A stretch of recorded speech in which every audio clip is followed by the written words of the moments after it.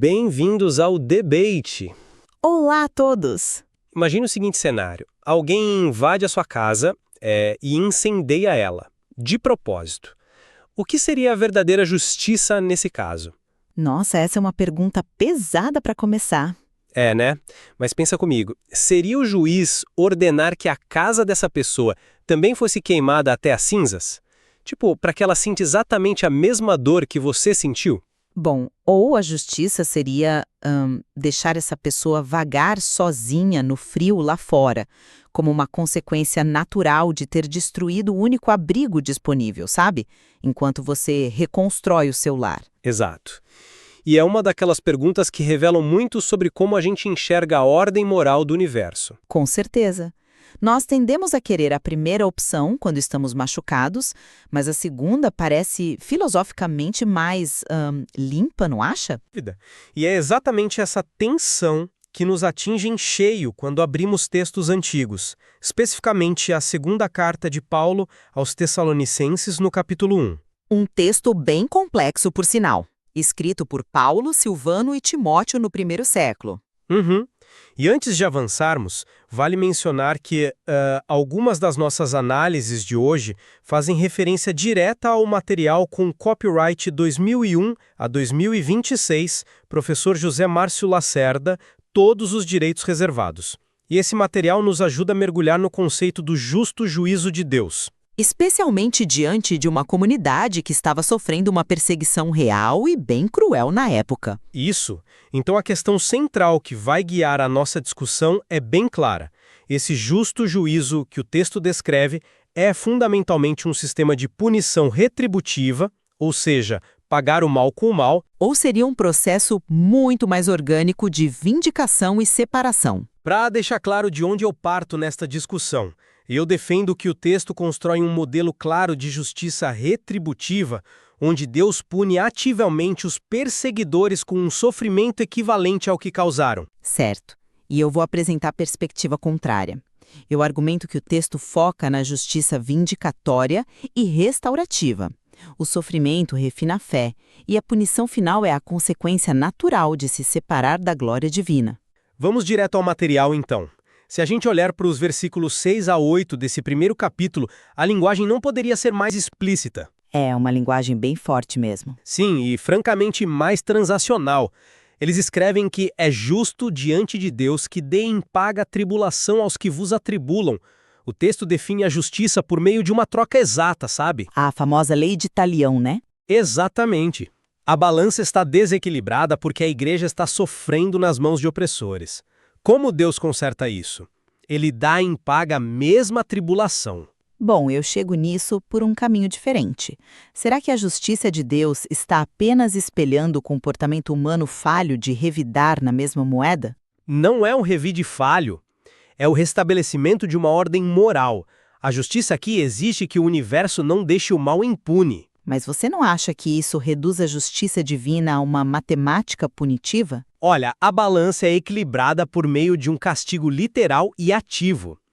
Para o texto, justiça não é só curar a vítima, é punir ativamente o agressor com a mesma dor. Eu entendo o seu ponto, os verbos realmente estão aí na página.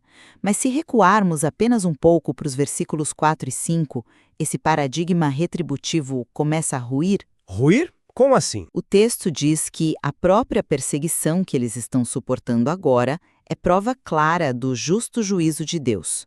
Pensa na profundidade filosófica disso. A justiça não é apenas um evento agendado para o fim dos tempos, onde Deus vai distribuir pancadas proporcionais.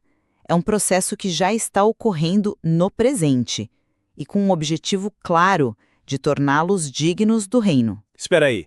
Você está dizendo que o juízo de Deus é o próprio sofrimento da igreja? Eu estou dizendo que o processo de vindicação deles passa por essa forja. O juízo começa na purificação da comunidade sofredora, entende? Tá, mas e a punição dos opressores mencionada no versículo 9? Bom, o texto não descreve uma câmara de tortura medieval. Ele define essa punição como eterna perdição ante a face do Senhor. Ou seja, É uma separação existencial contínua. Uma separação passiva na sua visão. É o resultado natural de uma vida inteira dizendo não à fonte de toda a vida e luz. Não é Deus fazendo matemática com o sofrimento alheio, sabe? É Deus concedendo àquelas pessoas o que elas sempre quiseram, o afastamento dele. Certo. Você levanta o versículo 5, sobre a aflição atual ser a prova clara do justo juízo. Mas se eu me colocar no lugar de quem está ouvindo a gente agora, a pergunta óbvia aparece. Qual pergunta? Como o sofrimento imposto por homens maus pode ser em si mesmo um juízo divino? Eu olho para esse termo através da lente de um tribunal cósmico. Um tribunal. Sim, a situação atual é a prova documental anexada aos autos do processo. O veredito ainda não aconteceu. O Deem paga é um evento totalmente futuro. Ah, entendi. Você vê o presente apenas como evidência. Exato. O sofrimento de hoje só prova a necessidade imperativa de que o juiz intervenha no futuro para equilibrar as coisas. É uma transação pendente. Sofrimento deles no presente. Ler a prova clara apenas como um anexo burocrático transformador deles em um erro temporal, né? Não é um erro, é uma injustiça que precisa ser vingada. Só que Paulo liga essa prova clara diretamente ao processo de torná-los dignos do reino. Lembra como a carta começa? A vossa fé cresce muitíssimo e o amor de cada um de vós aumenta. Sim, o caráter deles é refinado, eu não nego isso. Então a forja da aflição não é só evidência forense para um julgamento lá na frente. É o lugar onde o caráter daquela comunidade está sendo esculpido. Deus está ativamente justificando a fé deles agora mesmo. Eu concordo plenamente que o sofrimento refina o caráter. Isso é inegável na sociologia cristã inicial. O amor deles aumenta, a paciência deles é famosa, certo? Sim, e isso é central para o texto. Mas você está misturando duas coisas diferentes. O desenvolvimento do caráter da vítima e a mecânica da justiça aplicada ao opressor. O fato de que a vítima se torna mais forte não isenta o opressor de pagar.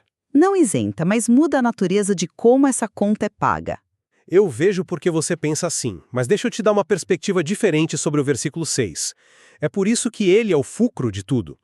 Se de fato é justo diante de Deus, que dê em paga tribulação. O texto fundamenta a justiça na reciprocidade do sofrimento dos algozes, não apenas na nobreza das vítimas. O universo exige que o mal seja pago na mesma moeda. Mas se Deus está ativamente pagando a conta, como você diz, a gente tem que olhar para as ferramentas que ele usa. E é aqui que a sua interpretação costuma encontrar um grande obstáculo. Obstáculo? Qual obstáculo? Você focou nas palavras contundentes, né? Labareda de fogo e tomando vingança. Como você concilia a natureza de um Deus de amor com uma figura que desce do céu com fogo para aplicar violência física proporcional? Bom, eu entendo o desconforto moderno com essa imagem. Nós preferimos um Deus passivo, que apenas respeita a escolha humana. Não é questão de preferir, é questão de consistência teológica nas cartas de Paulo. Mas nós temos que lidar com a força lexical do que Paulo, Silvano e Timóteo escreveram ali no versículo 7. Jesus se manifesta com os anjos do seu poder como labareda de fogo, tomando vingança. É uma linguagem apocalíptica clássica. Gramaticalmente, não há como ler isso como uma consequência passiva. Não é Deus encolhendo os ombros e dizendo, bem, a porta está aberta. É uma ação proativa e violenta. Fogo e vingança são verbos de ação. Como você explica isso sem ignorar o texto literal? É um desafio muito justo. E a resposta está em não lermos o texto antigo com o nosso dicionário contemporâneo, sabe? A gente precisa olhar para a mente de um judeu do primeiro século. Certo, vamos olhar para o grego então. A palavra traduzida como vingança frequentemente carrega um sentido diferente da nossa vingança passional e rancorosa. Ela aponta para trazer justiça para fora de uma situação. Restaurar a ordem. Restaurar a ordem queimando coisas com fogo. Sobre a labareda de fogo. Em toda a matriz bíblica, desde a sarça ardente de Moisés até o Pentecostes, o fogo não é primordialmente uma arma de destruição em massa. Ele é o quê, então? É o símbolo da presença nua e crua da santidade de Deus. O fogo purifica e revela. Então o fogo da vingança é, na verdade, apenas a presença de Deus se revelando. sem infligir dor ativamente. Exatamente. Pense naquela metáfora de abertura que usamos, sobre deixar alguém no frio. Imagina um exílio autoimposto por um grupo de rebeldes. Tá, tô imaginando o castelo e a nevasca lá fora. Eles se recusam a entrar no castelo do rei, onde há luz e calor, simplesmente porque odeiam o rei. A petição deles não acontece porque o rei mandou os guardas caçá-los com espadas. Eles congelam pela própria escolha. Isso, a petição é a consequência inseparável de escolher ficar longe da fonte de calor. Por isso, o castigo é a eterna perdição ante a face do Senhor. Para quem o odeia, a presença dele é um fogo consumidor insuportável. Nossa, eu admito, a analogia do inverno e do exílio voluntário é muito brilhante. Ela realmente resolve muito daquele incômodo filosófico que temos com a ideia de um Deus que age com fúria mesquinha. Fico feliz que a gente concorde nesse ponto de alívio teológico. Mas, espera aí. Deixa eu olhar para o versículo 7 de novo. Porque a matemática estrutural do texto ainda não fecha para mim com essa visão puramente passiva que você propõe. Onde você vê a falha na analogia? Na conexão causal entre o destino dos justos e dos ímpios. Você diz que os ímpios estão lá fora, no frio cósmico, sofrendo as consequências da própria escolha. Só que o frio não toma vingança. O frio é um estado natural. Certo, mas e o versículo diz o quê? Ele promete a vós que sois atribulados descanso conosco. O descanso da comunidade que está sofrendo lá em Tessalônica está intrinsecamente amarrado à neutralização da ameaça. O resgate exige retribuição. Eu concordo que a ameaça cessa, mas eu discordo do mecanismo e acho que a resposta está na forma fenomenal como o texto faz um pivô metodológico, logo nos versículos seguintes, 10 a 12. Nós focamos muito na mecânica da punição até agora, né? Fogo, tribunal, vingança. É o propósito escatológico explícito de Jesus se manifestar. Bom, o texto diz que ele vem para trazer o juízo. É a conclusão natural da história. É um argumento convincente, mas você já considerou olhar atentamente para o versículo 10? Ele nos diz claramente o porquê principal de todo esse evento. Ele vem para ser glorificado nos seus santos e para se fazer admirável. A glória é o foco. O objetivo central não é uma grande cena de filme de ação onde ele extermina inimigos. O palco central é a glorificação da sua graça dentro da comunidade. O castigo daqueles que recusam a graça é apenas a margem da pintura. É uma nota de rodapé. Uma nota de rodapé. Uma margem da pintura. Olha, a gente está falando de 3 versículos inteiros de um texto curto, repletos de linguagem densa sobre fogo, castigo e perdição. Isso não soa periférico para os autores. Mas o ápice do texto é a glorificação, não a perdição. Para eles que viveram em uma cultura onde honra e vergonha eram moedas reais, a vindicação da glória de Deus passa obrigatoriamente pela humilhação pública do mal. A justiça plena exige que o mal não apenas morra no escuro, mas que seja julgado e derrotado sob a luz. Mas como esse julgamento termina? Como Paulo conclui o pensamento todo no final do capítulo? Bom, ele termina orando por poder, no versículo 11, para que Deus cumpra a obra da fé com poder, e é esse poder que subjuga a oposição externa. Exatamente, ele ora por poder, só que não é por um poder militar de extermínio. A oração da igreja ali não é Senhor, venha logo e destrua nossos vizinhos perseguidores. Eles não pedem vingança direta na oração, é verdade. A oração deles é totalmente internalizada na obra contínua da graça. Eles rogam para que Deus cumpra todo o desejo da sua bondade. O tom final do capítulo não é o estrondo do trovão retributivo, é uma sinfonia da bondade e da graça mútua. Uma visão bem pastoral. A perdição é só a triste sombra projetada pela luz maciça da presença de Deus.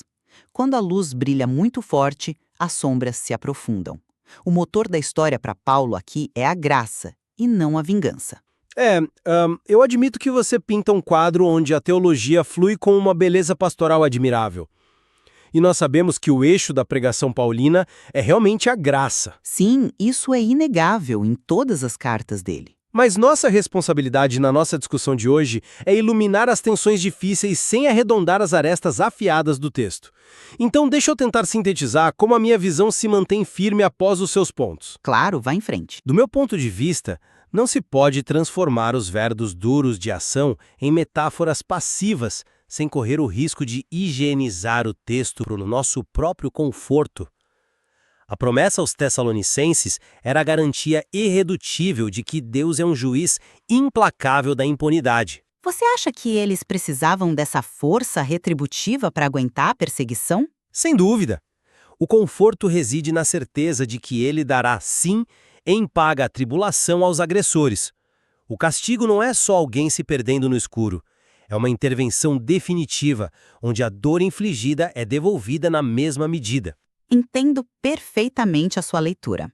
E se eu tiver que encapsular a perspectiva vindicatória e restaurativa, diria o seguinte: os termos severos são reais, sim, mas estão subordinados a um ecossistema muito maior de vindicação orgânica.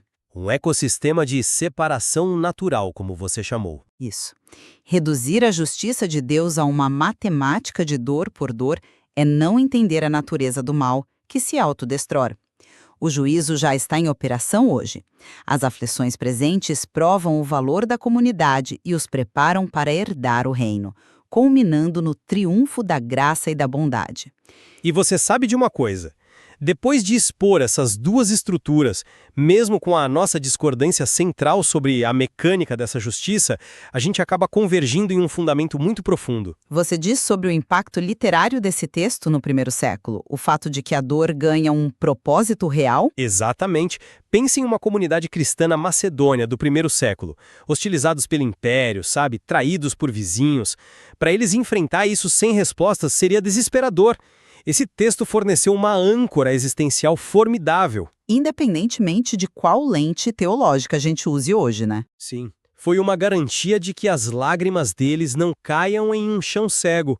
Havia um inegável significado moral em cada aflição. Deus estava observando as ações de cada indivíduo na história.